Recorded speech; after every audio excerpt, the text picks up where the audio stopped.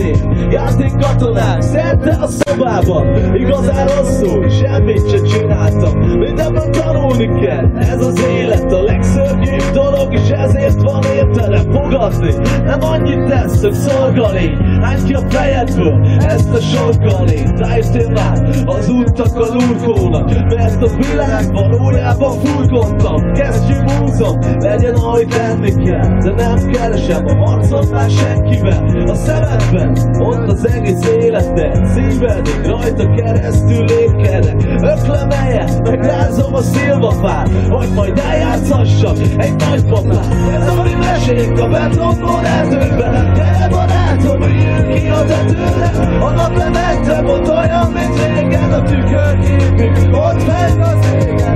Ez a mi mesénk a betonból erdőben. Gyere barátom, üljünk ki a tetőre. A naplemente volt olyan, mint régen, a tükörképünk ott fenn az égen.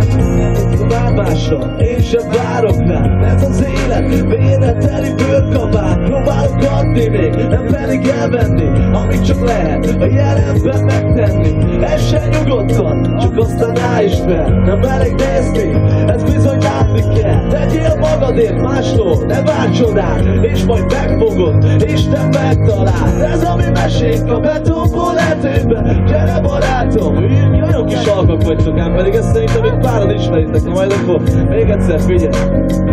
Vagy csaj.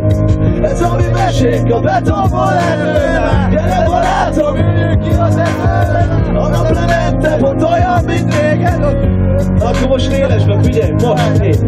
Ez a mi mesénk a betonból erdőben. Gyere barátom, üljünk ki az erdőre. A naplemente volt olyan, mint régen. A tükörképünk ott fenn az égen. Gyere mesénk a betonból erdőben. Gyere barátom, üljünk ki a tetőre. A naplemente volt olyan, mint régen. A tükörképünk ott fenn az égen. Köszönöm szépen, kedves barátaim!